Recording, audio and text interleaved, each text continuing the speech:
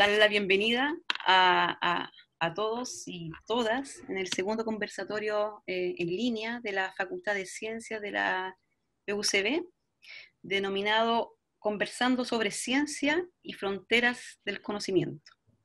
En esta oportunidad nos acompañan tres importantes invitadas. La primera es, tengo el gusto de presentar a Paula Plaza, kinesióloga, doctora en neurociencias de la Universidad Católica de Lovaina, Bélgica. Hoy es académica de la Facultad de Ciencias de la Rehabilitación de la Universidad Andrés Bello, donde actualmente se desempeña como docente e investigadora. Se ha dedicado a la investigación desde el estudio del movimiento. Se ha centrado en la relación entre el balance corporal y las funciones cognitivas. Muchas gracias, Paula. Nuestro segundo invitado es Andrés Navas,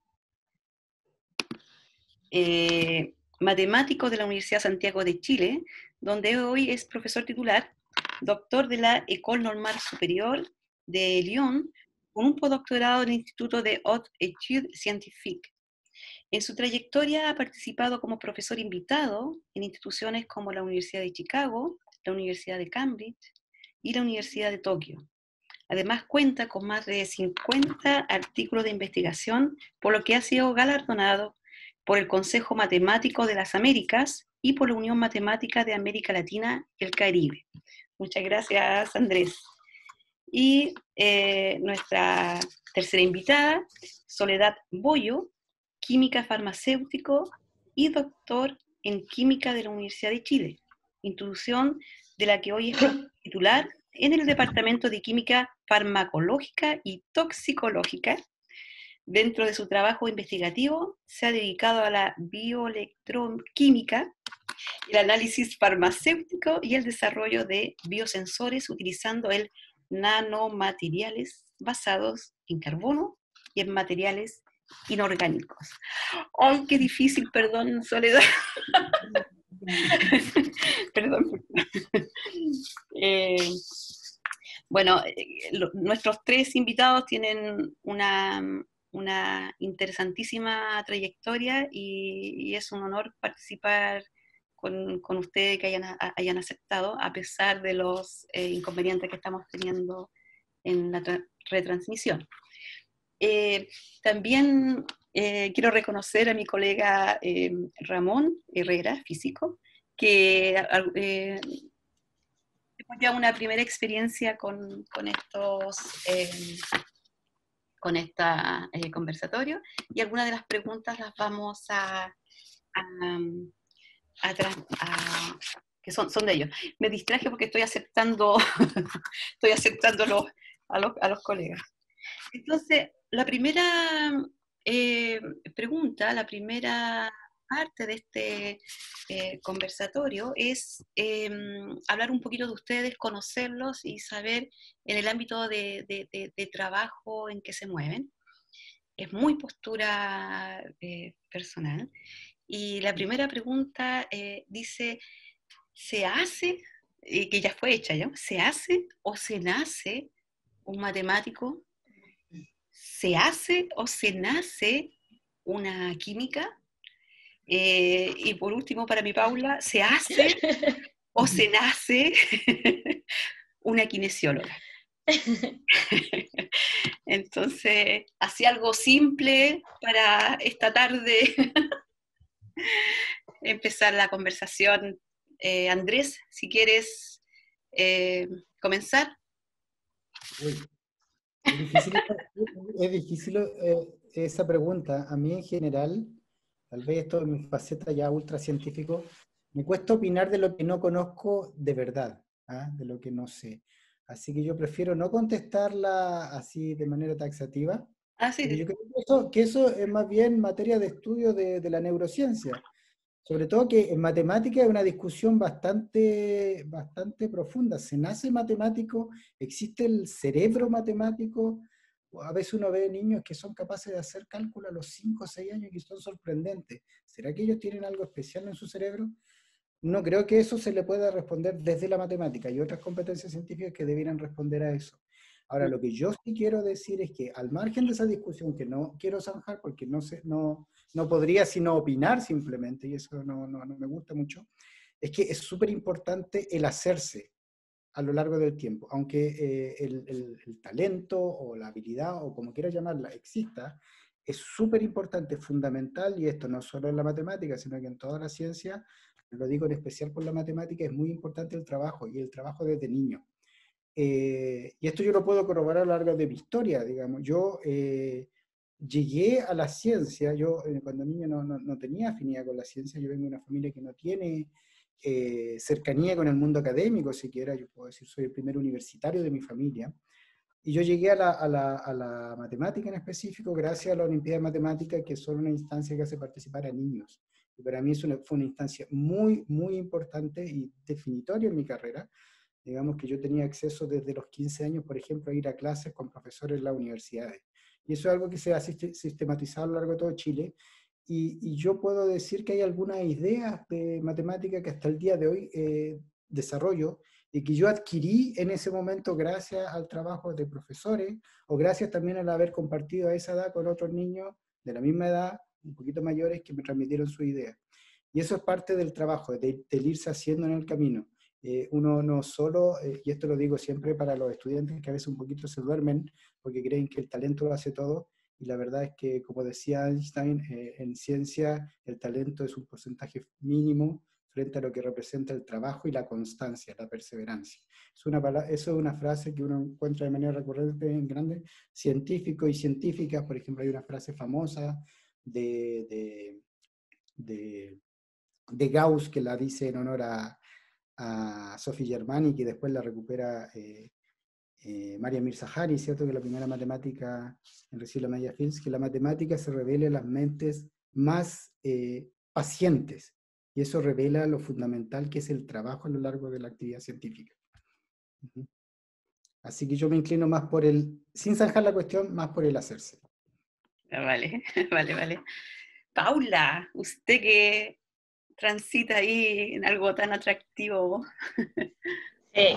Bueno, primero que todo quiero dar las gracias tremendas realmente a quienes, a la casa, a mi alma mater, de mi casa de estudio, quien me invita, y por lo tanto un orgullo, un honor tremendo volver. Así que muchas gracias. Dos, ya pregúntame, entre que me encanta, me fascina tanto que me saca risa, de claro, estoy absolutamente apoyo acá a quien me precede, Andrés, que me precede hablando, porque realmente es que ni siquiera la neurociencia la puede zanjar. Creo que es una pregunta tan fundamental desde todos los abordajes de la ciencia, que muchos de nuestros artículos parten con esa frase, nature, nurture. A mí me cuesta pronunciar en inglés, pero es innato, ¿no? ¿Se nace o se hace? ¿Sí? Esa es la cuestión. Y en el tema directamente que abordamos de ¿se nace kinesióloga o se hace kinesióloga? La Paula, y me gusta a mí decirle esto a mis alumnos, a mis estudiantes, a las y los. La Paula no nació kinesióloga, pero le encanta la actividad física, le encanta el movimiento y es muy curiosa. Entonces, a lo largo de la vida, todo fue convergiendo y se me dieron posibilidades que terminan haciéndome kinesióloga. Pero fueron una serie de oportunidades y contextos que se fueron dando. Entonces, a lo mejor tengo la gran suerte de haber tenido curiosidad, de haber tenido ciertas neuronas ahí que se facilitaban pero definitivamente, si no me llega la oportunidad, porque incluso en cuarto medio yo no sé si quería estudiar kinesiología, no tenía ni claro, pero fue una cantidad de oferta que llegó, que dentro de todas las mallas de estudiar, pum, aparece kinesiología, y tampoco es todo mío. Tuve grandes maestros y gente que me fue ayudando a sacar las ramitas del camino y mostrándote la luz cuando tú, o sea, yo me recuerdo totalmente en tercero medio sentirme totipotencial, pero bueno, para nada. Y por mucho que alguien diga hoy día, ay, ella tan estudiosa, le ha ido bien. Sí, pero es que fui adolescente y fui niña también. Y no tenía todo claro, pues. Yo a esa edad no podía haberte dado firmado que iba a hacer esto. Pero sí podría haberte dicho, y eso sí me acuerdo yo muy chiquita, que quería ser profe de la U sin ni siquiera saber bien lo que era eso, pero yo me acuerdo, mi primera definición, cuando vi la Santa María, que es una universidad que está acá, que es muy bonita. ¿Qué es eso? Pregunté yo, pero muy pequeño, tipo 4 años. Y me dijeron que era el templo de lo inteligente, y yo, ¡oh! Yo quiero entrar ahí. ¿Y cómo se entra? Tienes que estudiar mucho y terminar cuarto medio y luego tú postulas y pero qué bonito. Y por ahí se puede postular. Bueno, después no quise ingeniería, así que no postulé a la Santa María, pero se te quedan, esas cosas se quedan marcadas. El templo, qué notable. Entonces yo dije, ¿pero y cómo es? Y te explican que básicamente, haciendo la analogía del colegio, hay profesores que le enseñan a los inteligentes. No, miércoles, yo quiero ser eso. El gallo que sabe tanto su disciplina, o qué sé yo, lo que pensó esa cabecita. Pero quiero enseñarle a los que saben hacer las cosas. Se debe saber mucho, debe ser muy difícil. Y hoy día, no quiero decir que soy súper capa, es mucho más fácil de lo que yo a mis 4 años podía haber pensado. No es tan fácil, pero era sistemático.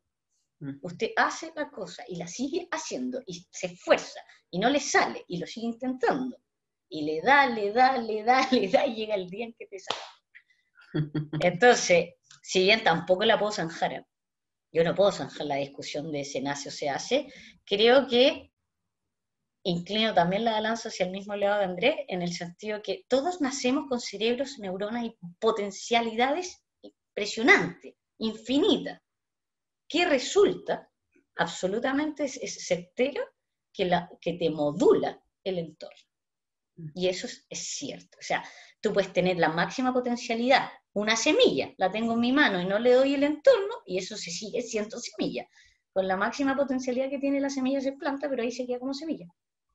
Pero si yo le doy un entorno, luz, minerales, agua, voy a tener una planta.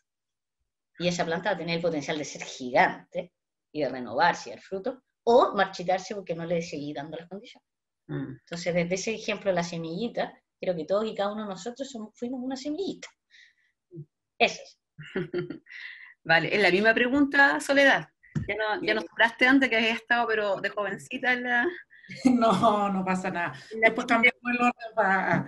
Por supuesto que estoy totalmente de acuerdo con lo que han dicho y lo fui pensando a medida que iban haciendo la pregunta, digamos, dejando de lado un poco lo que dijo Andrés, de que hay niños que a los 5 años pueden resolver procesos matemáticos fundamentales o que toquen el piano, que ya entran en el rango de la genialidad y que yo no me considero estar ahí.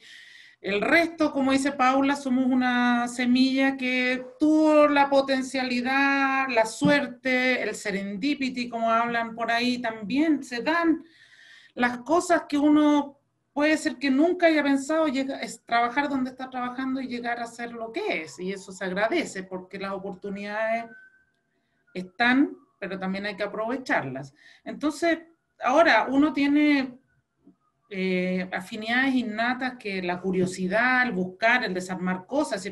Claro, yo desarmar cosas cuando chica, me gustaba mirar y eso, pero quizás podría haber ido para la ingeniería.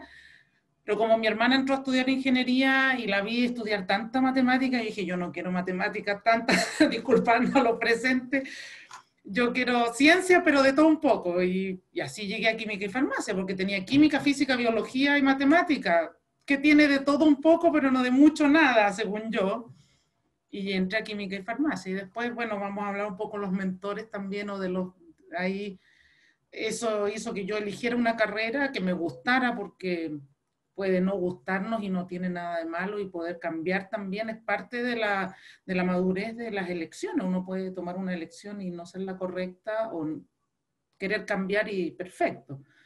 Pero yo creo que, como dicen, la constancia y el trabajo va mucho más que digamos, pesa fuertemente. Si yo he visto grandes estudiantes, brillantes estudiantes, que no han logrado ser lo que quieren ser porque se desvían hacia, digamos, no logran tener la perseverancia, la estructura mental, incluso sin maldad, por supuesto, y que se pierden en el camino, digamos, del éxito científico, si queremos ponerlo en este ámbito. Entonces, yo creo que, sumándome para no repetir mucho los conceptos ya dichos, digamos, todos tenemos las potencialidades, pero lo importante, quizás lo vamos a hablar también después, los profesores, la infancia, es decir, darle la oportunidad a cada niño que descubra hacia dónde quiere ir, que yo creo que eso hoy en día hace falta mucho en este país, digamos. Hoy día estamos demasiado estructurados hacia los caminos que hay que seguir, y quizás nos estamos perdiendo muchas potencialidades porque no hace lo que se dice que se debe hacer. Y eso es más triste. Ya, gracias, Soledad. Bien de acuerdo estuvieron al final, ¿eh? Así que segunda pregunta, vamos, ahí yo se la había soplado un poco antes cuando estábamos con el problema técnico. ¿Algún maestro, maestra que haya marcado su vida desde el ámbito donde ustedes quieran, en el nivel donde ustedes quieran, incluso la concepción de maestro que ustedes tengan? Don Andrés, doña Paula, Soledad, vamos, que están llegando aquí al... ¿Mantenemos el mismo orden o ahora parte a lo mejor Soledad? Ya, vamos. Vamos a hacerlo al revés ahora. Bueno, continuando un poco con el mismo tema bien anterior, yo lo tengo claro, es decir, yo llegué a hacer mi tesis de pregrado de químico farmacéutico sin tener claridad lo que yo quería hacer para más adelante. Me imaginaba en la parte clínica, en farmacia clínica, en un hospital, porque había hecho una práctica ahí, me había gustado. Y haciendo la memoria de la tesis de grado con mis dos directores que tengo, uno dijo un día, oye, ¿por qué la Sole no hace un doctorado? Y el otro dijo, sí, que haga el doctorado en química, porque era el que estaba acreditado y tenía becas CONICET. No, en ese tiempo no teníamos acreditado otros doctorados, o era bioquímica o era química, yo estaba más cerca de la química en lo que estaba haciendo. Y me mandaron a la oficina posgrado a ver las postulaciones y me encontré postulando al doctorado, quedando en el doctorado, ganándome la beca CONICET y empezando a hacer el doctorado en química cuando en mis sueños lo había visto como una posibilidad. Entonces, y después yo me quedé trabajando con ellos y los considero hasta el día de hoy, que son Luis Núñez, que falleció, que fue decano de mi facultad, y Arturo Esquella, que es el actual decano de mi facultad. Ellos trabajaban juntos en investigación y yo trabajé siempre con ellos. Entonces, para mí son mis dos grandes mentores y que entre broma y broma conversando terminé haciendo un doctorado, quedándome en la academia y ahora soy directora de escuela de pregrado y trabajando en muchas cosas que me han hecho muy feliz y por lo tanto yo definitivamente a ellos les agradezco la orientación sin pensar lo que me dieron. Gracias, Soledad. Vamos, Paula. A mí me emociona tremendamente tu pregunta, pero me emociona que capaz que me quiebre. No, me voy a controlar. Porque no me cuesta para nada pensarlo y a pesar que tengo grandes maestros. Y va a costar, digamos, porque hay muchas personas que me tocaron y que hicieron la que soy hoy día. Pero cuando pienso así, cuando me hacen, y no es la primera vez que me hacen esta pregunta, se me viene una sola persona a la mente, pero así, ¡pa!, de una. Y lo que es hermoso es que esa persona está acá en el público. Y es Jaime Mena. Para mí, él es, la gran maestra inspirador.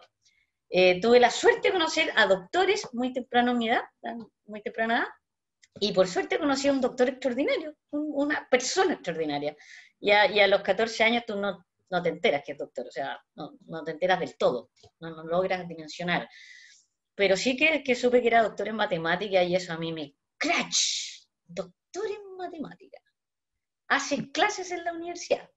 O sea, por fin conozco uno de los que yo decía que eran wow. Y era wow. O sea, no decepciona en ninguno de sus aspectos. Y es tremenda persona. Entonces, por todo lo sistemático, talento que uno cree que es, no, chao talento. O sea, tiene talento, pero eso no es lo que lo hace ser el manso maestro. Disciplinado, sistemático, con una sonrisa y con amor a lo que hace. Y con una curiosidad tremenda de los fenómenos que usa la matemática para describirlo. Y se lo ve en todas partes. Entonces, él vive la matemática, sueña la cosa, la transmite, la lleva en cada uno de sus aspectos y me enseñó a que yo no fuera matemática, que saca lo mejor de ti y vuélate. Y yo no sería doctora si no fuera por él. Porque fue la persona que incidió a que tú puedes. Cualquiera puede, es cosa de quererlo. Y yo no me lo creía hasta que me doctoré. Yo hasta el último minuto no lo creí. Y fue el pilar fundamental que me empujó hasta el último minuto, Paula. Me decía, la gente no se doctora de magia, la gente no se doctora porque se inscribió. No te doctoras porque... No. Y todos los pasamos. O sea, hay un momento en que uno cree que... ¡ah! Y no está el resultado y no está en la... ¡ah! Y me decía, nunca aflojes. porque esa es la única diferencia.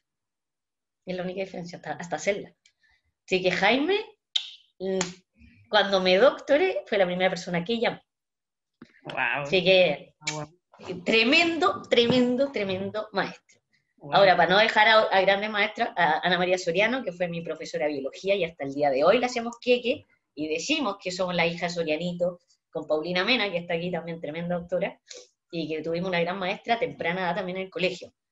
La profesora de música, que no deja ser una inspiración, porque yo hoy día estudio y puedo ver el valor de la música en todo, gracias a que tuve una tremenda maestra de música, que fue profesora jefe, que he tenido la oportunidad de darle las gracias muchas veces, la gran oportunidad de tratarla como kinesióloga, y darle las gracias como maestra, mira, ahora yo sé hacer esto, y como mujer. Yo creo que ella es un pilar fundamental también como mujer, desde nuestra temprana adolescencia, como nos enfrentamos hasta todavía hoy día. Sí, es un referente. Así que con eso me dejo con mi gran maestro Nanito Mena, y después dos grandes mujeres, que no puedo no dejar de nombrar. Gracias, Paula. Estas preguntas usted no las conocía, ¿no? Así que... Bueno, me voy a secar las lágrimas, viejita. Incluso la gente va a estar afuera, no estaban en el Zoom por el problema técnico, y estamos agradeciendo acá a todos los que han tenido la paciencia de ingresar. Muchas gracias por la también, Paula. Don Andrés, vamos a ir conociéndole un poco más, sus maestras, del concepto que usted quiera tomar, ¿no? Claro, sí, justamente me quería referir a eso. Bueno, voy a ir bien atrás, no voy a hablar, por ejemplo, yo le debo mucho a mi director de tesis, Etienne Gis, pero voy a ir a la época escolar incluso atrás, porque como yo dije, para mí fue un salto fundamental haber entrado a la Olimpiada de Matemática, y bueno, yo entré al mundo de la Olimpiada de Matemática gracias a un gran profesor que tenía en la escuela, que era don Domingo Almendras, que es hijo de otro matemático también llamado Domingo Almendras, que es bastante reconocido en el ámbito de la educación matemática en Chile. También el otro día me acordaba una anécdota de un profesor que lamentablemente murió hace poco, don Patricio Figueroa, y me acordaba una anécdota, la tengo súper grabada, fue una vez que nos enseñó algo, y un estudiante le preguntó, y ese algo, ¿por qué era verdad? Y fue la primera vez que un profesor de matemáticas le escuché responder, no sé, ¿por qué no lo averiguas? Y fue súper bonita, simplemente la fórmula de la cantidad de subconjuntos de un conjunto. Y tener a un profesor en una escuela así súper prestigiosa y todo, que nos dijera, no sé, para mí esto fue súper importante. O sea, primera vez que yo veía que, el profesor de matemáticas no tiene por qué saberlo todo. Y fue motivante porque justamente nos pusimos a pensar con unos compañeros y llegamos a una demostración matemática de eso. Y yo recuerdo que es la primera vez que sentí esa experiencia de haber, de alguna manera, entre comillas, descubierto algo. Y dimos una explicación de por qué era verdad. Para mí es una experiencia súper valiosa en mi carrera. Y después tengo dos experiencias súper personales que contar. Mi profesora de enseñanza básica, doña Cecilia Saavedra, ella era una maestra, pero con todas sus letras entiendo que era una maestra de tradición normalista, ¿cierto? Y yo puedo contar, por ejemplo, una experiencia que yo vivía con ella. Yo estudiaba en una escuelita de barrio, ¿cierto? Donde veníamos chiquillos de distintas procedencias sociales, al lado de una población, ahí en Ñuñoa Bajo, digamos. Y habíamos varios compañeros que teníamos aspiraciones en llegar a estos liceos que hoy en día se les llama emblemáticos, pero que en esa época se llama excelencia, porque era un tejido social diferente. Y esta profesora, sabiendo que habíamos un grupo como de 10 personas que queríamos aspirar a eso, nos hacía una clase opcional extra a nosotros, para que fuéramos bien preparados a esas escuelas, porque ella no iba a tolerar que a uno de sus estudiantes le fuese mal en una de esas escuelas y tuviese que volver a la escuela de origen. Y ahí uno se da cuenta de cómo era ese tejido social en la época que apuntaba a los liceos de excelencia y que de alguna manera se ha ido perdiendo y se ha ido tergiversando, digamos, con esta nueva palabra, ¿cierto?, que se le llama liceo emblemático, que no es exactamente lo que apuntaba en la época, era por sobre todo una aspiración a la excelencia. Y esta profesora nos hacía clases, incluso no le prestaban la escuela los días sábados, nadie entendía lo que estaba haciendo. Teníamos un compañero que vivía cerca, que afortunadamente tenía una casa grande, y allí nos juntábamos los días sábados por la mañana, y nos juntamos todos los sábados por la mañana, durante sexto básico, a aprender más, porque teníamos que llegar bien preparados a estos liceos. Es una cosa que yo le agradezco, pero así, profundamente, al punto que yo escribí un libro que se llama Un viaje a la idea, y si ustedes ven la dedicatoria, está en la primera línea, y lo curioso es que yo se lo dediqué a la memoria de, porque yo he vuelto varias veces a esa escuela porque yo no vivo muy lejos, y y pregunté por ella y nadie sabía y me dieron a entender que ella había fallecido. Y lo curioso es que un año después de la publicación del libro me llegó un telefonazo y era ella. Era ella que se había enterado a partir de otras generaciones de estudiantes con él a través de este libro, de que yo le había agradecido y estaba súper emocionada y agradecida por el agradecimiento. La verdad que el agradecido era yo. Y, en fin, fue una historia bonita. Ahora, yo quiero agregar solo una cosa. El concepto de maestro va más allá del de profesor. Y yo quiero agregar algo que para mí fue súper importante en mi formación, más que académica, en mi formación disciplinar. Yo vengo de un mundo que está muy ligado al deporte, a pesar de que yo no soy deportista, pero mis fines de semana eran esencialmente fútbol, y fútbol de barrio. De nuevo, en un esquema social que ha ido desapareciendo, especialmente de los barrios populares, pero que en ese tiempo tenía un tejido social muy importante. Nosotros los fines de semana quedábamos libres y estábamos amparados por ciertas instituciones, juntas de vecinos y clubes deportivos, donde quienes ejercían como monitores eran verdaderos maestros. Y ahí yo aprendí, especialmente porque era muy malo para el fútbol, era siempre el peor de mi equipo, digamos. Ahí aprendí el valor del trabajo en equipo, de la perseverancia y sobre todo de la disciplina. Entonces yo puedo corroborar, por ejemplo, hay un gran autor que es Albert Camus, ¿cierto?, que escribió dos textos que a mí me maravillan y que tienen que ver con esto. Primero escribió un texto que dice que todo lo que aprendió de moral se lo debe al fútbol. Lo escribió en una revista famosa de Francia, de L'Équipe, que es como la revista Estadio Chile.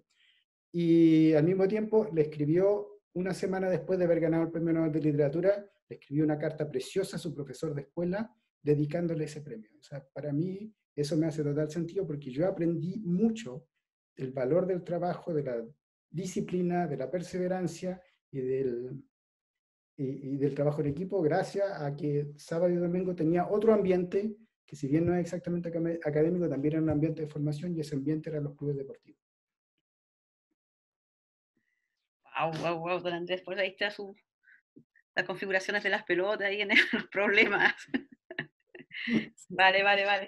Bueno, estaba hecha de adrede esa pregunta y es una pregunta que me gustó mucho que la planteó Ramón en el otro conversatorio.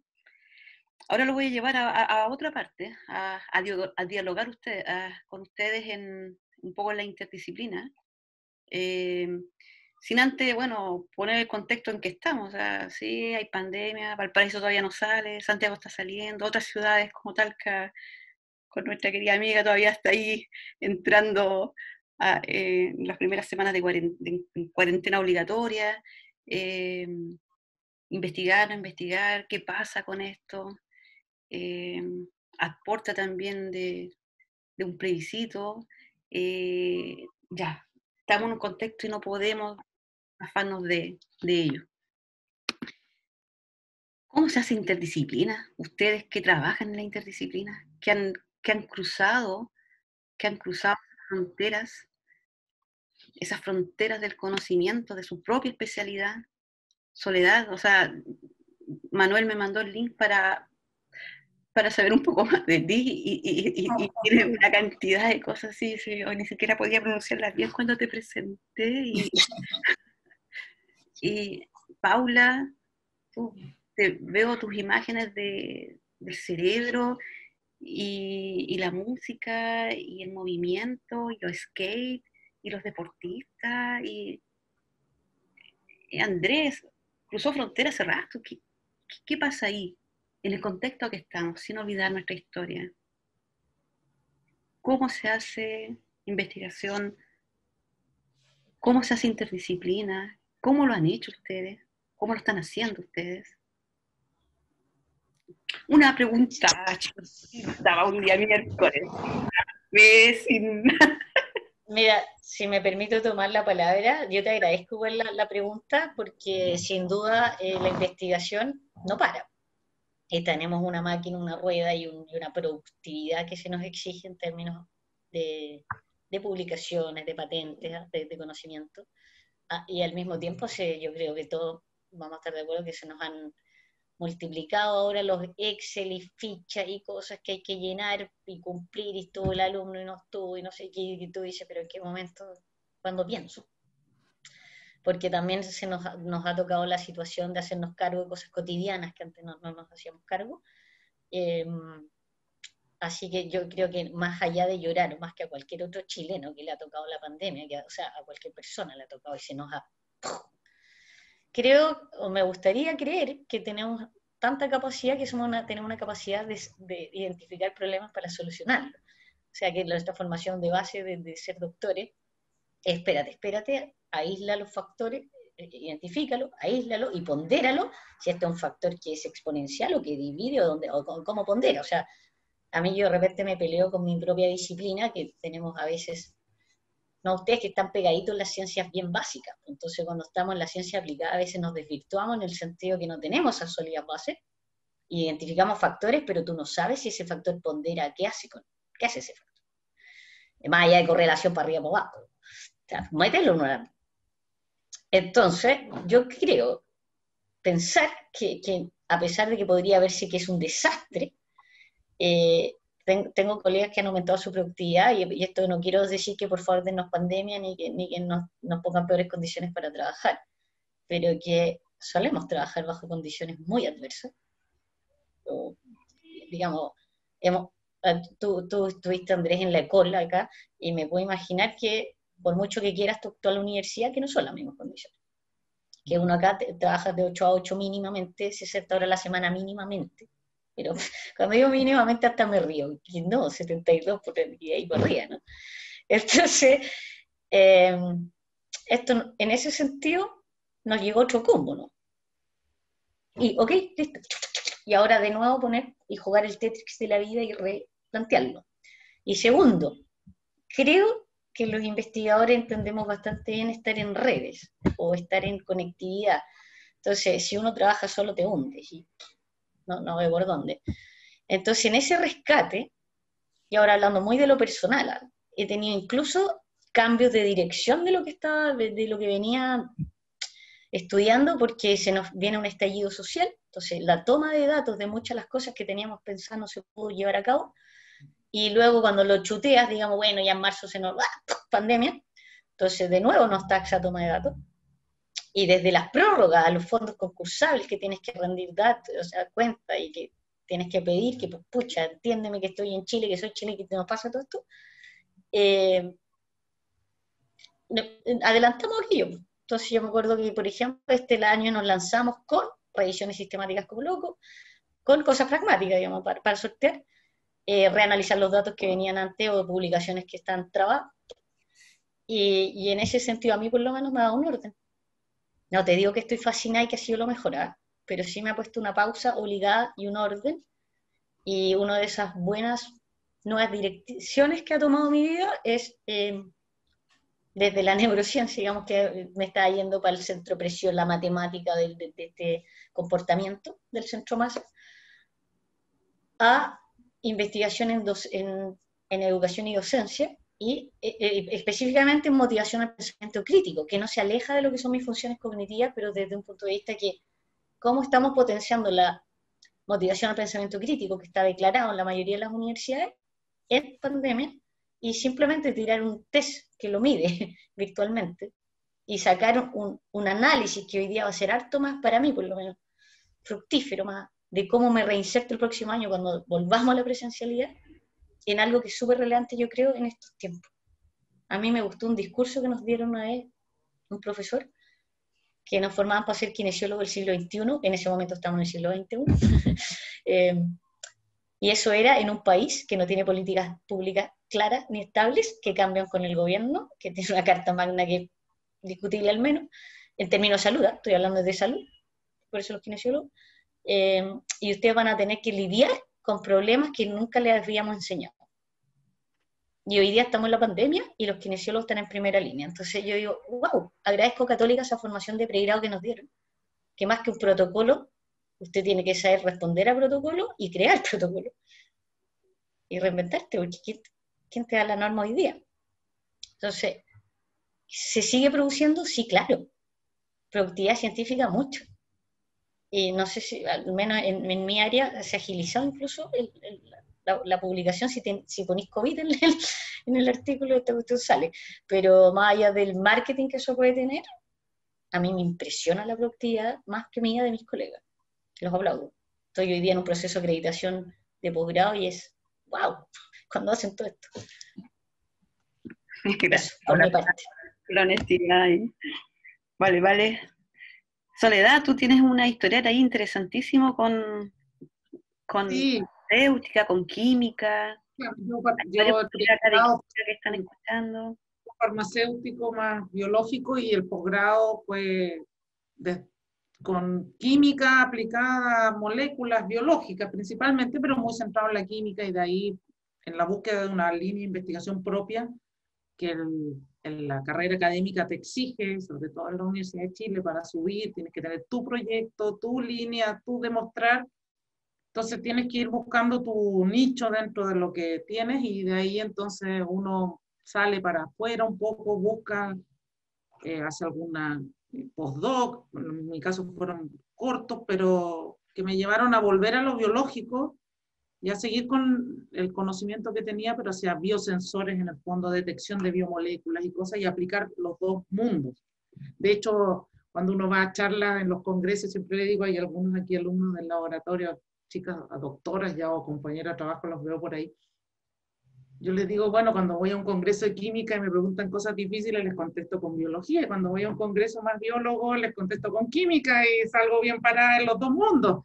Porque bueno, esa es la gracia de estar en la interdisciplinaridad, digamos, y entonces uno se mueve, pero hoy en día, digamos, es posible, pero no es deseable el trabajar aislado, y eso hace, y hoy en día no podemos saberlo todo.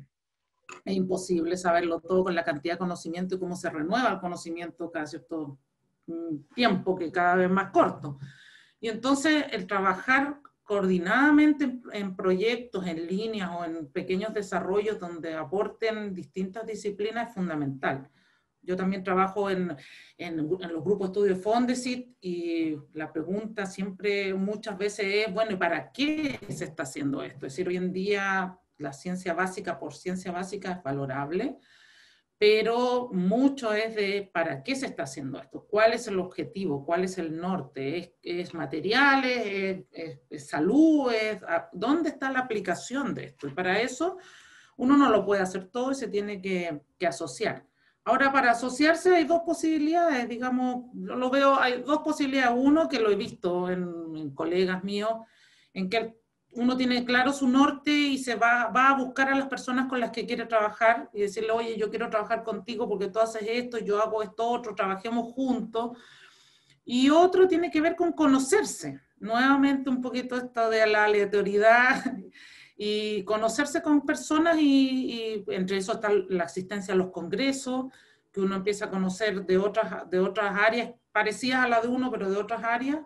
Y yo tuve, a modo de anécdota, digamos, yo tuve la suerte de participar de un grupo que tuvo la Academia Chilena de Ciencias en su momento, creo que fue como en el 2007, 2008, 2009, por ahí. Era un programa que se llamaba Ciencia Frontera, a propósito de frontera, que es un tema. Y donde nosotros fuimos el segundo grupo que nos invitaron, eran investigadores jóvenes, exitosos, de acuerdo a los criterios que ellos tenían, y nos invitaron a participar por un año, nos reunían, y teníamos que hacer, nos pedían que hiciéramos cosas, y había cierto presupuesto. Y entonces yo tuve la suerte, y me río porque, bueno, yo no he llegado a esos niveles de notoriedad, pero en mi grupo estaba el actual ministro de Ciencia, don Andrés Kub, estaba el señor Alexis Kalergi, que está trabajando en las vacunas, y habían honorables matemáticos, habían físicos, habían astrónomos, habíamos químicos, era de ciencia, las ciencias sociales no estaban en esa representados, pero yo vi como en esas reuniones, incluso hasta el día de hoy, yo hace poco postulé a un proyecto con uno de los chicos que conocí ahí, y otro, el matemático, se puso a trabajar, me acuerdo incluso con Andrés, en modelos matemáticos para el movimiento de las vesículas, las neuronas, y entonces el generar el que nos conozcamos y de distintas disciplinas, y ese programa tuvo una gran gracia, que era que nos invitaban a ir a los congresos que no eran disciplinarios. Es decir, yo como químico fui a un congreso de matemáticos, me acuerdo, en Valparaíso, y de una charla, y fui a un congreso de bioquímica y di otra charla de mi especialidad, pero eso hace que tú converses con personas que no están, entonces hay que abrirse a conocer nuevas disciplinas o las personas y finalmente eso va también aunando esfuerzos. Pero hoy en día el trabajo interdisciplinario es fundamental para tratar de avanzar a lo que viene, que si uno mira el modelo americano, que podrá gustarle o no, va hoy en día hacia generar I+D+I, que es innovación y transferencia después también. Entonces, bueno, para eso se necesitan la concurrencia de muchas disciplinas diferentes para lograr el éxito. Entonces, hoy en día aislarse no tiene nada de malo, pero es mejor propender hacia la multidisciplinaridad, transdisciplinaridad, que hoy en día hay 25.000 posibilidades de aumento de disciplinas, pero fundamental. Ay, gracias. Qué interesante eso de ir a un congreso que no eres el... No, de hecho nos daban una sesión de charla de 2 horas y media y hablábamos 3 de los, entonces por ejemplo el de los bioquímicos, me acuerdo que fue una chica que era geóloga, yo que era químico y un matemático. Fuimos los 3 y cada uno dio su charla y después sigues en el congreso y vas escuchando otras cosas y la gente te propone cosas. Y pueden salir muy buenas interacciones. Entonces, conocerse e interactuar es súper importante. Y hoy en día yo creo que eso se ha perdido mucho. Es decir, cualquiera que está acá, se hace un seminario en cualquiera de las facultades donde ustedes van y no va nadie, con suerte va la gente del mismo laboratorio y obligado.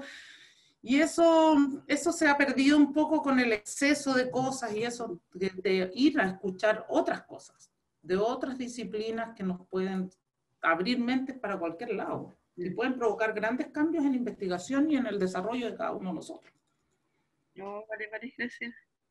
Don Andrés, usted solamente está en el mundo matemático, no creo. Usted sí, a ver, quiero agregar un par de cositas, aparte de lo que se mencionó anteriormente, y con lo que tiendo a estar de acuerdo, es que, como todas las cosas, tiene una componente política. Entonces, claro, el discurso está en decirle a científicos, apunten hacia la interdisciplina, etcétera, pero por otro lado, hay un aliciente que va en el sentido contrario, en que si tú presentas un proyecto interdisciplinario, sale mal parado en una postulación Fondesit, por ejemplo, porque en un proyecto Fondesit, los Fondesit son súper especializados, y por ejemplo, que me ha tocado estar en grupo de estudio ya varias veces en matemática, si tú te presentas un proyecto Fondesit de matemática con publicaciones que también apuntan hacia la física, las publicaciones en física son subvaloradas respecto a las de matemática.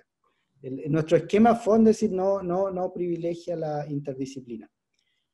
Entonces también tiene que haber un punto que se tiene que zanjar políticamente. Por otra parte, yo también encuentro un poco peligroso forzar a todos los académicos a que hagan todo lo mismo, sea en la dirección que sea. No hay reglas universales para hacer que la ciencia funcione.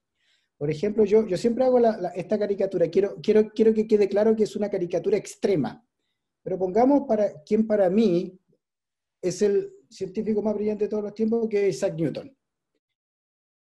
Extraordinariamente apático, que vivía solo, refugiado en su mundo. Isaac Newton tiene una historia bien particular. Isaac Newton ni siquiera conoció el mar, es una historia poco conocida. Se movió durante toda su vida en 25 kilómetros a la redonda. ¿Ah? Sin embargo, sus leyes explicaron las mareas, y creo que no hay leyes más universales que estemos aplicando hoy en día en todos los campos científicos que las leyes de Newton en todo tipo de cosas, porque son las leyes, más allá de las leyes fundamentales de la física y la matemática, son las leyes que nos demuestran que la matemática puede modelar un sinnúmero de fenómenos en la naturaleza. En ese sentido, Isaac Newton, que trabajó toda la vida solo, aislado, que no se movió de su círculo, es quizás el científico más interdisciplinario de todos los tiempos. Entonces, yo con ese ejercicio, que es un poquito extremo, quiero demostrar que es peligroso colocar reglas que apunten ya sea en una u otra dirección y que sean reglas súper rígidas. Hay que dar un espacio de libertad, y justamente una de las cosas por las que elegí la academia es porque me da un espacio de libertad para desarrollarme intelectualmente. Pero justamente ese espacio de libertad también me debe permitir que en un momento dado de mi carrera, si yo quiero apuntar a esa interdisciplina, yo tenga una base sólida para hacerlo, y no que choque contra una muralla, como por ejemplo si yo quiero desviarme un poco de mi tema tradicional, yo no tenga una instancia a la cual postular para hacerme financiar esa investigación. Entonces, es difícil encontrar ese equilibrio. Y por otra parte, yo quiero insistir en algo que es importante, que desde la ciencia fundamental, que yo siempre voy a defender, porque yo trabajo esencialmente en ciencia fundamental, si bien trato de apuntar en otras direcciones, dentro de la misma ciencia fundamental hay interdisciplina, y eso es súper bueno tenerlo presente, porque las ciencias fundamentales tienden a ser tan especializadas, que si tú vas, por ejemplo, en un campo de la matemática, tú vas a conversar con alguien y uno te va a decir, no, yo hago ecuaciones diferenciales, no, yo hago álgebra, y me interesan las álgebras no asociativas. Incluso entre matemáticos resulta difícil conversar, ¿cierto? Y si tú vas a un congreso de una sociedad de matemática, por ejemplo, aparece la gente que hace análisis numérico en un lado, se relaciona un poco con las ecuaciones parciales, después la gente de álgebra aparece en otra, etc. Pero la historia nos ha demostrado que justamente dentro de la interdisciplina de las ideas, dentro de una misma ciencia, la que ha permitido hacer avanzar la misma ciencia fundamental, y que muchos problemas fundamentales en alguna disciplina dentro de la misma matemática se han resuelto con ideas de otra subdisciplina de la misma matemática. Entonces, también hay que defender eso, que la interdisciplina también se da desde adentro, no solo relacionando una ciencia con otra, sino que se da a todo nivel y que ha sido sumamente importante a lo largo de la historia y que como tú dices, también hay que valorarla y no siempre la veo valorada cuando se forman estas instancias que son más micro, como la que comentaba Soledad, donde colocaba científicos de distintas disciplinas. Coloca científicos de la misma disciplina, pero de distintas subdisciplinas, y va a tener el mismo problema. Cuando tú los pones en contacto a comunicarles lo que hacen uno a otro, surgen cosas realmente extraordinarias y uno se da cuenta, oye, pero la idea que tú estás manejando en ese contexto, si yo la extrapolo al mío, me da una cosa súper interesante. Y creo que eso no es bien visibilizado. Al margen de eso, estoy totalmente de acuerdo con lo que se expresó anteriormente. Está buena.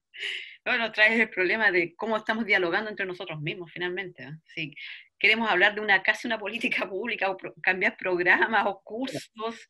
Y...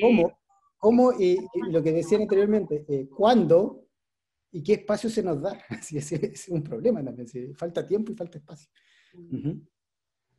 No, y ustedes que son reconocidos, que trabajan, que han hecho están en ello, ya cruzaron la frontera, que es el otro tema que los quiero llevar, que tiene un poco metafórica la idea de esto de las fronteras del conocimiento.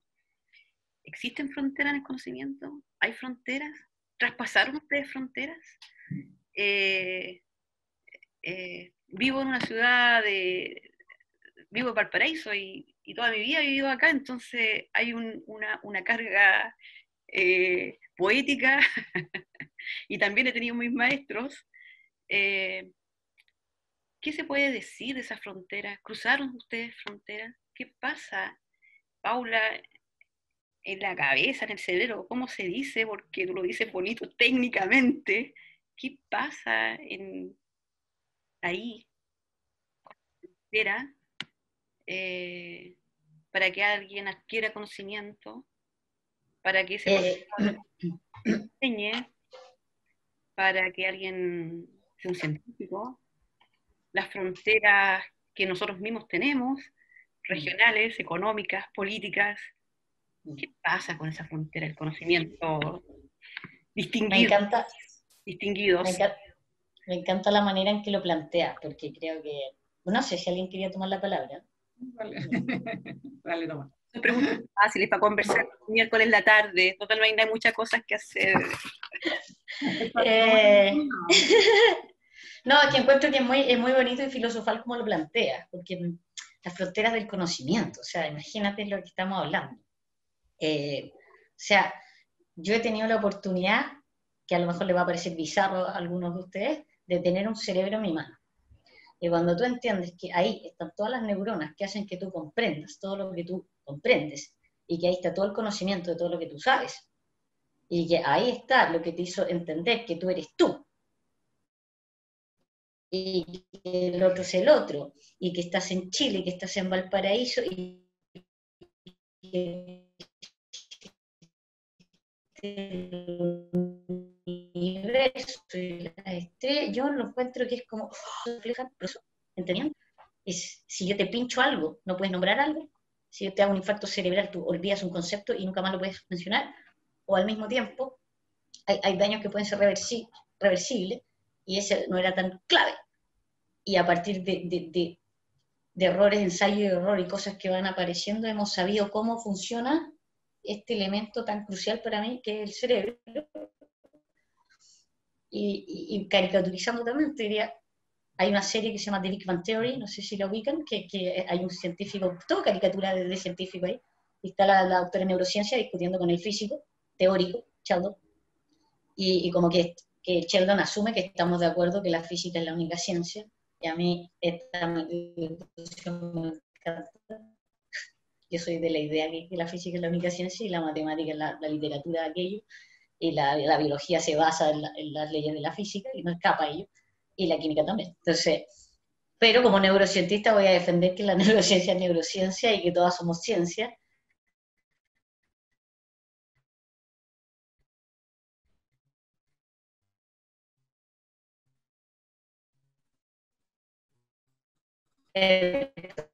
Entonces, cuando la neurociencia tú estudias, estudiamos la física, todo.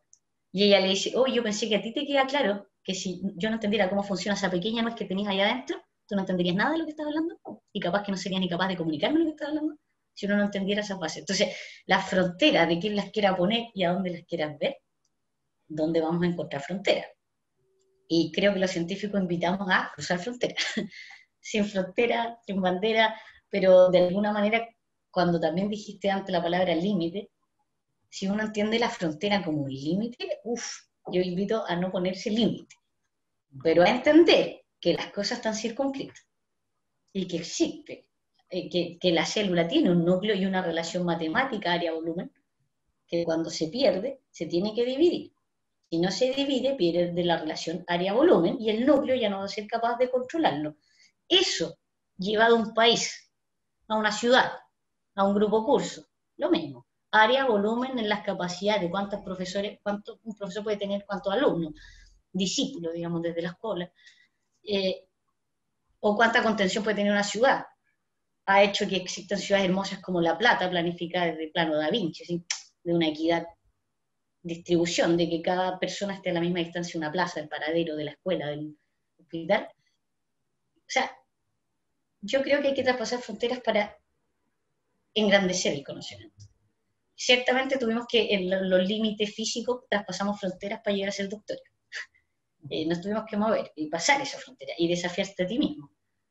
Y voy a terminar con una analogía que adoré escuchar alguna vez, que si el saber es el todo, ¿ya? Si es que el conocimiento es una isla en el océano, en un mar de desconocimiento, o sea, de todo lo que hay que saber, desconocemos la mayoría, sabemos re poco. Entonces podríamos poner al conocimiento en una isla, ¿ya? Lo desconocido, lo por saber, el mar, y la frontera entre lo que se sabe y lo que sabe, crece cada vez más a medida que sabes, o sea, que crece lo que sabes. Mientras tú más sabes, más grande es tu frontera con lo que no sabes. ¿No lo sé? Y me gustó esa analogía matemática que lo dejamos ahí con fractal rebotando, de ese perímetro lo que sería la frontera del saber con el no saber. Si yo no sé nada, nada de nada, yo creo que lo sé todo. Si tú sabes mucho, ya cachai que no sabes nada, de nada, de nada. O sea, como ella dijo, la Soledad, vas a un congreso de biólogos y te defiendes con química y vas al congreso, y voilà, y estamos. Pero si responden lo mismo en el congreso experto de biólogos, lo de biólogos, y te van a hacer pebre. Entonces, es de dónde me pongo, a dónde veo el límite y cuál es la frontera según yo. Eso. Se atrevió la Paula. ¿Qué dice don Andrés Navas con frontera, que es algo tan estudiado en matemática? Estaba revisando porque... ¿Qué topología va a definir frontera de conocimiento, señor? Uno no sabe hasta qué punto algo es fake o no, pero entiendo que esa analogía justamente es de Newton, la del mar contra la isla, la del conocimiento contra lo que ignoramos. Mira, yo cuando niño yo tenía una idea súper ingenua de lo que era la frontera. Yo creía que cuando tú estudiabas en matemáticas, cuando yo estaba en mi tiempo olímpico, y estudiaba y seguía aprendiendo, llegaba un momento en que los tipos ya eran tan buenos, que sabían todo lo que se sabe. Esa era mi visión. Entonces, los mejores tipos en el mundo lo saben todo de lo que se sabe. Entonces, Vale. si alguien puede avanzar, son ellos, porque ellos saben saben distinguir entre lo que se sabe y no. Y después con el tiempo uno se da cuenta que la frontera justamente es algo mucho más difuso, ¿cierto? Y ahí justamente está este concepto matemático que nos dice que la frontera, definida en un ambiente de esta línea de la matemática y la topología, puede ser algo mucho más difuso de lo que percibimos nosotros geométricamente. Yo quería insistir en 2 puntos. No vamos a entrar en discusión de si la matemática es la literatura de la ciencia o no, porque si no, podemos estar horas y días acá, y que la física lo es todo, y la neurociencia también. Pero yo de hecho quería corroborar en parte eso. Mira, para mí uno de mis ídolos de matemática es Mikhail Gromov, que es un matemático ruso, que avecindado en Francia, que es uno de los grandes geómetras y grandes matemáticos del siglo XX, con el que me tocó compartir un año ahí en el IHS.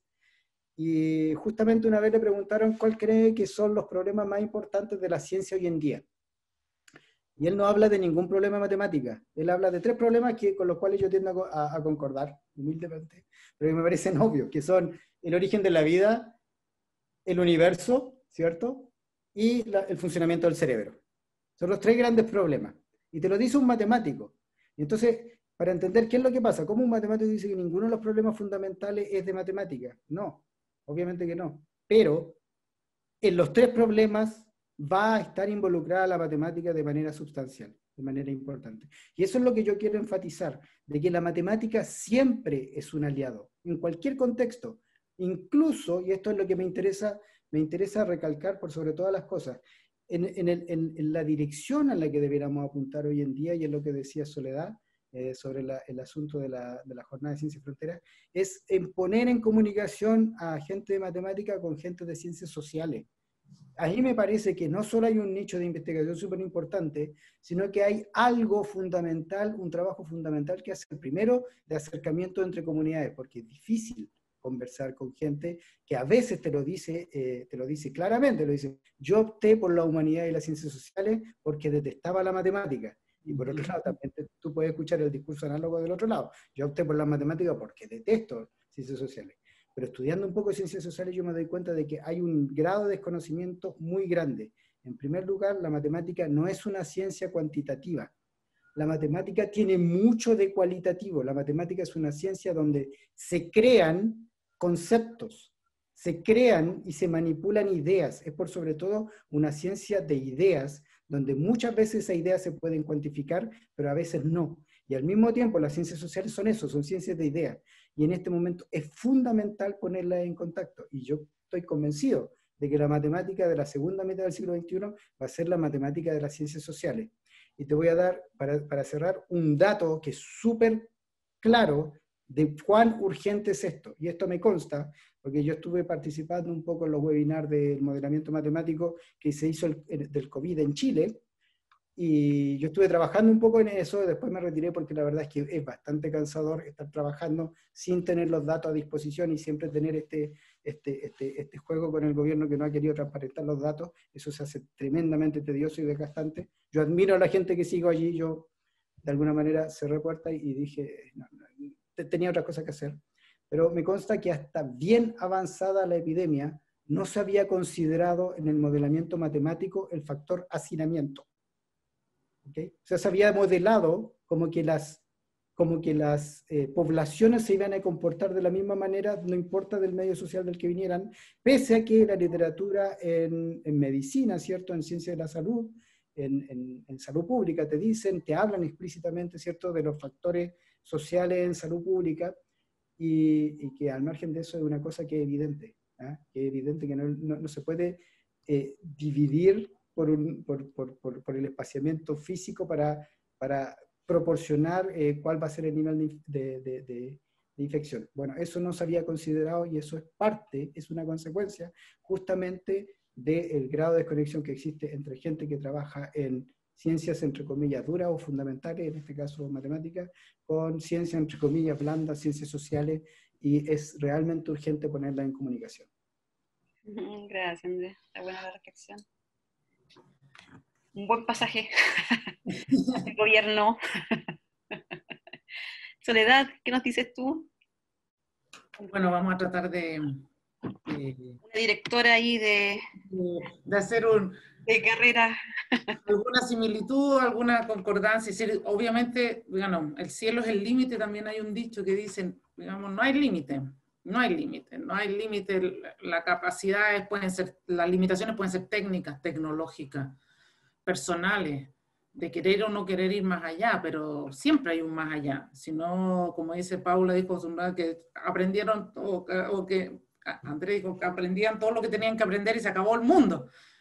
Si no, no tendríamos futuro, es decir, llegaríamos a, se acabó, ya sabemos todo y hasta que lleguemos cerramos la puerta y nada más. Entonces, no hay límite y no hay límite, es decir, hacia el infinito y más allá, como dicen por ahí. Pero lo otro importante también es frontera, porque son dos conceptos distintos. Una cosa es hasta dónde podemos llegar, que es infinito, y otra cosa es la frontera entre dos cosas. Una frontera en general es como una separación, aquí y allá. Y me acordé mientras hablaban de una película que bueno, me viene muy de cerca porque yo nací en Magallanes, entonces hay una película que se llama Mi Mejor Enemigo, que refleja un poco lo que pasó en la no guerra del Beagle. Y que fueron los soldados a una patrulla y se les rompe la brújula y se quedan en la Patagonia sin brújula el batallón chileno y de repente se dan cuenta que 100 metros más allá hay un batallón argentino y se quieren agarrar a balazos y no se puede, no, deciden no, y en algún momento con el pie empiezan a definir cuál es la frontera porque ninguno tenía brújula y no sabían qué era Chile y qué era Argentina, porque era Pampa. Y eso es lo que pasa, es decir, en el fondo las fronteras son ficticias en todo, y en la ciencia sobre todo creo que debemos considerarlo así. Un matemático que trabaja con un físico, con un biólogo, con un sociólogo, hoy en día con el equipo de salud para hacer epidemiología o neurociencia, o los químicos, que muchas veces, aquí está el decano de la facultad de ustedes, que es químico analítico, la química analítica a veces vilipendiada, que no es ciencia dentro de las químicas, cuando si no hay instrumentación no podemos medir. Y nadie mide hoy en día en biología, en bioquímica y en neurociencia si no tiene PCR, si no tiene todo, que finalmente ¿de dónde? ¿Cómo cuantificamos algo si no hay química analítica detrás? Entonces, son las fronteras de esto sí, esto no, o yo termino aquí, tú empiezas allá, no existen. Es decir, es como la pampa chileno-argentina, es ficticia. Es una otra. Y en ciencia yo creo que es absolutamente vigente. No, un químico puede terminar haciendo cosas en biología. Obviamente que lo más importante, que en algún momento Andrés también lo mencionó, que podemos ir hacia, nuevamente mencionar la multidisciplinaridad, transdisciplinaridad y todas, pero no podemos olvidar los fundamentos, es decir, no podemos dejar la base, y eso sí es crítico, que hay que entenderlo, es decir, no podemos dejar de estudiar lo fundamental para avanzar hacia el resto, porque si no nos vamos a transformar, es peligroso, si no construimos la base de la pirámide bien, sabiendo cuáles son las leyes, y eso hace que cuesta mucho. Yo lo veo como estoy de directora de pregrado, que los estudiantes entiendan por qué tienen que estudiar matemáticas, química, fisicoquímica, bioquímica, para ser un farmacéutico. Si ellos quieren trabajar en un hospital, bueno, pero usted tiene que llevar un desarrollo y no puede saltarse las ciencias básicas o las disciplinas básicas en cualquier área que uno la defina. Obviamente que no lo podemos estudiar todo, pero tenemos que tener una base que debe ser fuerte, si no el castillo se nos desmorona. Pero límite, infinito y fronteras no existen. Para mí las fronteras wow. Vale, gracias. Ahí se pusieron en la dura con la respuesta. Yo esta última pregunta se las voy a hacer, esta es de mi colega Ramón Herrera, pero yo se las voy a cambiar un poco, la voy a dejar en contexto. Hoy día es 30, ¿cierto? 30, ya 1 de octubre, plebiscito, Valparaíso todavía no sale pandemia, mi amiga de Talca todavía no podemos verlo. haciendo clases en línea, las dificultades económicas para las investigaciones, estudiantes que no la están pasando tan bien. Es el contexto real que estamos. Puede ser más duro todavía. ¿A qué científico traerían ustedes hoy en día? Del pasado. Y como no hay fronteras, del futuro también podría ser un futuro. ¿A quién traería, a qué científico traería usted ahora? Parece que sale quiere. Bueno, para que la gente que está escuchando sepa, mientras esperábamos si podíamos salir por YouTube o no, tú nos dijiste las preguntas, para que más o menos, y bueno, pero no me resultó difícil. Yo participé, ahora no, en este momento no, de un curso de historia del medicamento, que hacíamos con unos colegas para los primeros años de farmacia, para que los chicos tuvieran un poco más de cultura. Y entonces a mí me tocaba la clase de grandes científicos y la historia de los laboratorios farmacéuticos. Y me empecé a estudiar, digamos, a meterme en la parte histórica, cómo presentarles esto. Y hay un momento en que yo parto con Luis Pasteur. Ya Luis Pasteur es el que yo traería. Luis Pasteur era químico, científico, partió descubriendo la difracción de la luz. Se trabajó con procesos físicos por la cristalización, como un cristal difractaba para un lado y para el otro, y eso hizo la quiralidad en la química, y de ahí dio el concepto de vida, de qué es vida y qué no es, qué es parte de la vida y parte no orgánico e inorgánico en el fondo. Y yo les explicaba a los chicos que por qué me gustaría traerlo, porque todo lo que hizo, lo hizo con un microscopio que hoy en día compramos en el supermercado para regalarle a un niño de 6 años. Ese era su instrumento, un microscopio que probablemente sea el que compremos en el supermercado, quizás sea mejor que el que le podemos comprar a cualquier niño de 5 o 6 años para que mire algo en un microscopio. Ese era el gran instrumento que tenía Luis Pasteur, o que tenían los investigadores a fines de 1800. Y lograron descifrar los procesos de la vida, lograron las bacterias, la pasteurización, en este caso con Luis Pasteur, y por lo tanto yo me lo imagino hoy en día, puesto hoy en día con que tenemos el masa cuadrupolo del quintupolo y no sé qué. Y también la lección es cómo no necesariamente a veces necesitamos todos los equipos del mundo para hacer investigación, que hoy en día también pasa mucho que, es que si no tengo este equipo no puedo hacer esto, si no tengo este otro no puedo hacer esto otro, si no tengo esto. La parte de ser científico y ser investigador es saber moverse en el mar de posibilidades que tenemos.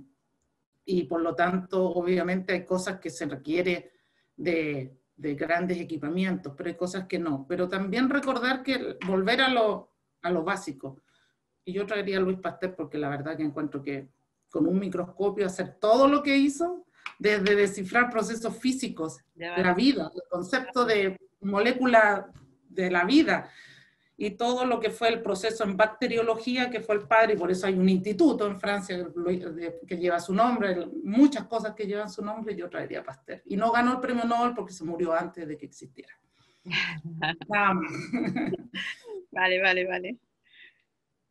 Vamos, Paula o Andrés, ¿a quién traen? ¿A quién importan? ¿Cómo se dice eso?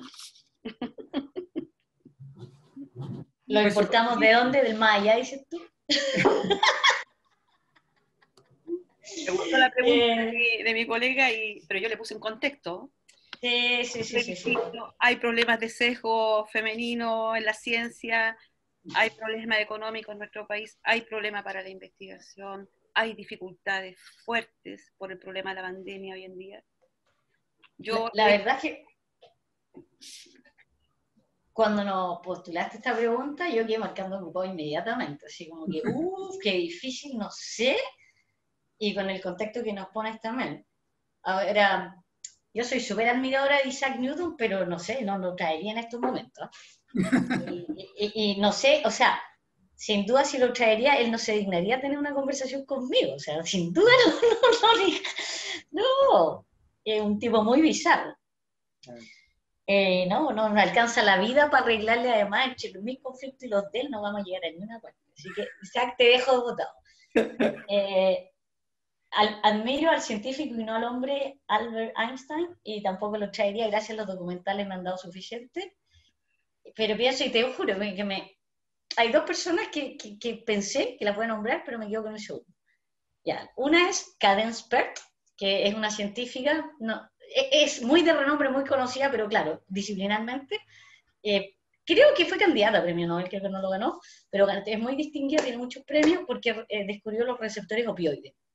Y si todos sabemos que existe la morfina y que existe el opio y que existen cosas que nos hacen sustancias que tralala, y que tuvo tremendo impacto, implicancia, como entender, y me encanta que ella lo dijo así, oye, que los sentimientos y todas estas cajitas que de repente se ponen como que el sentimiento está en no sé dónde, o que el estrés no sé dónde está, no, es una molécula y es cuantificable, punto. Y tiene un receptor y tiene todo un circuito. Entonces, ella tiene un libro que se llama La molécula de las emociones, para que por favor cualquier ser humano pueda entender que todo esto tenía una explicación. Y que no es que yo te diga, es que no se va a mejorar porque está triste, es que va a pasar eso. No se va a mejorar porque está triste, que tiene una concentración de hormonas que hacen que tu funcionamiento, sistema completo, no esté. Y ella trabajaba en Georgetown, y yo hice mi postdoc en Georgetown, y cuando yo leía los artículos, y después de esta historia aprendí a hacerlo diferente, uno lee artículos, te quedas con el artículo. Y cuando ya eso es algo que te gusta mucho, vas a la línea y a la persona, al laboratorio, al apellido. Sorpresa mía, que tan feminista que soy, no imaginé que Pearl era mujer, la verdad es que la leía. Y cuando digo, oye, es de Georgetown, no, Paula, ¿quieres cabalízate tu misma universidad? La venís leyendo hace rato. Voy a ir a verla a la oficina, si es del mismo departamento. Y ella falleció hace un año. Así que me perdí de conocer a tremenda mujer que trabajaba a oficinas de la mía. No me lo perdono en la vida no me la conoció, porque era tremenda. Así que esa pensé, pero estamos en pandemia y me pusiste un contexto y me salió, no soy chauvinista ni patriota ni nada, pero creo que hay un gran personaje chileno, crack de la neurociencia, interdisciplinar, que cruzó toda la frontera, inspirador también, que es Francisco Varela.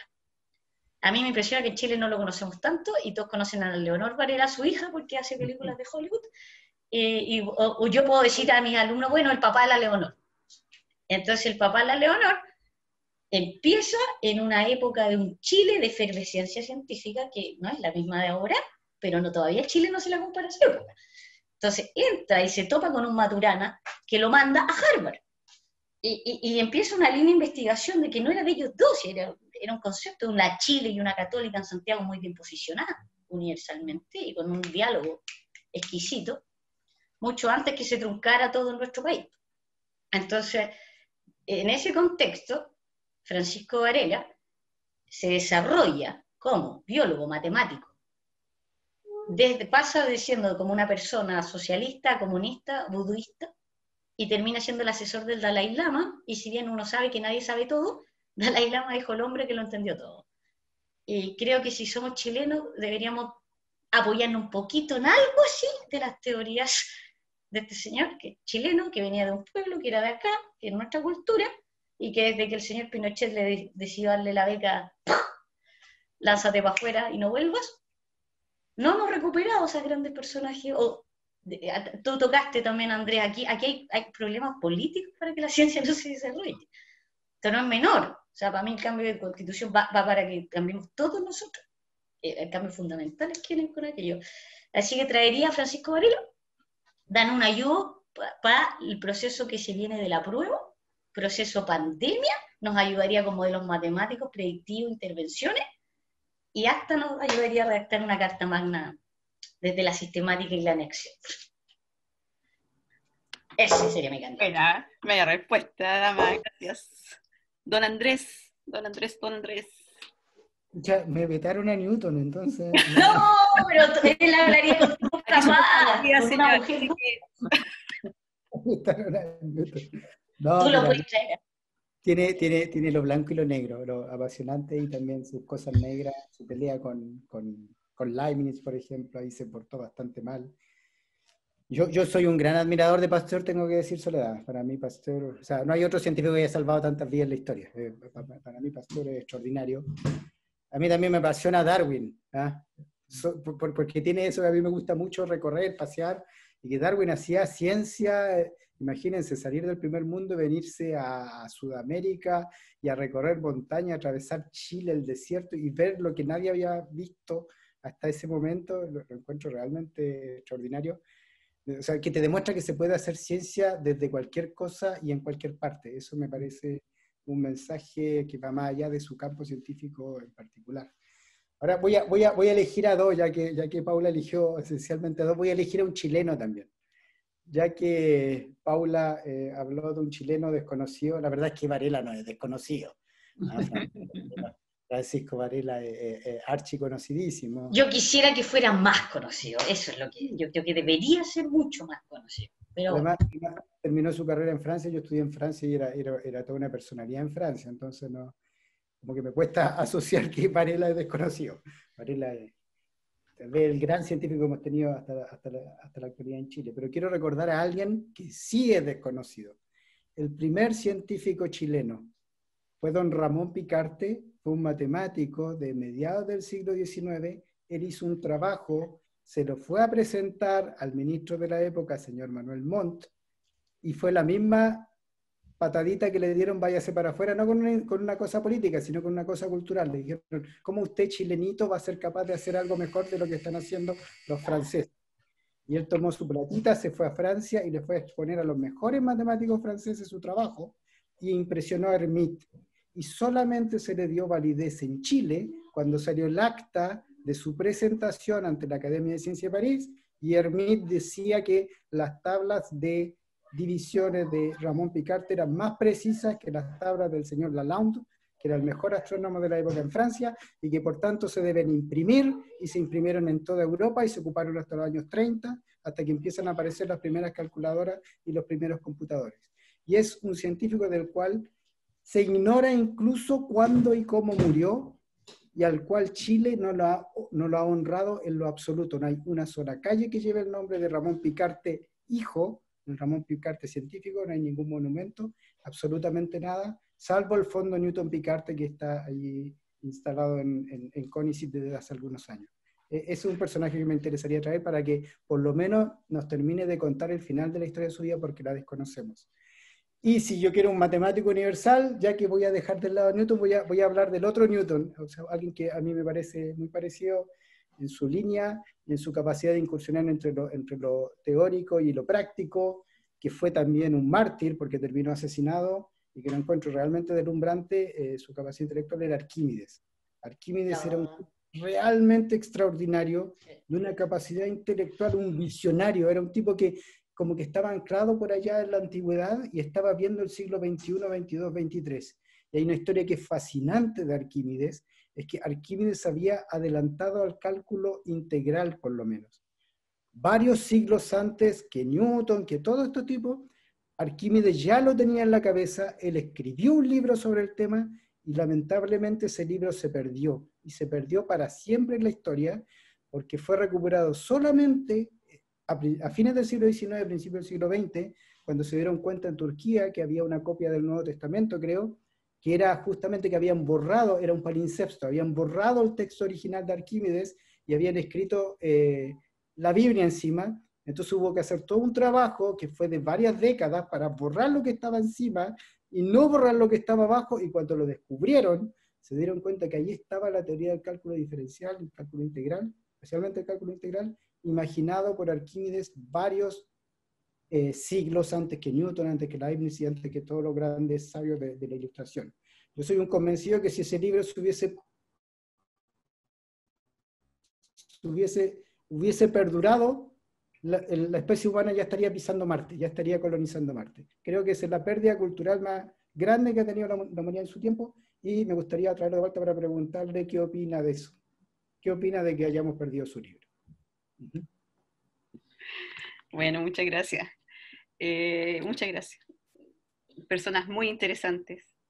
Que para mí era el hilo conductor, era gente muy interesante, que había cruzado fronteras, y que trabajaba la interdisciplina. Ustedes son representantes de estos científicos que se logran mover, como Paula está trabajando ahora en su tabla, en el equilibrio, trabajando con jóvenes, con niños y generando conocimiento,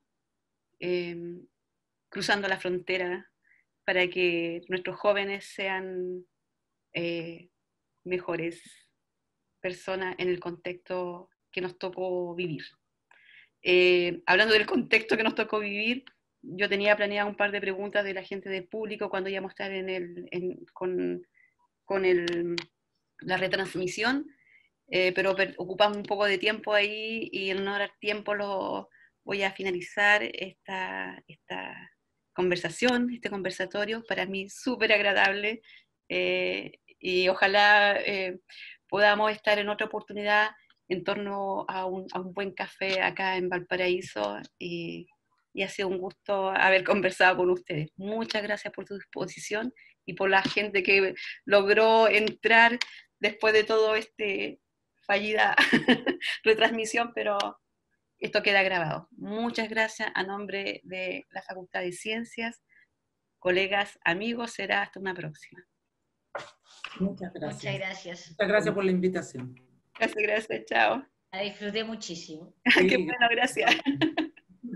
Muchas gracias, chao. Muchas gracias por la paciencia, por todo, gracias. Chao, chao.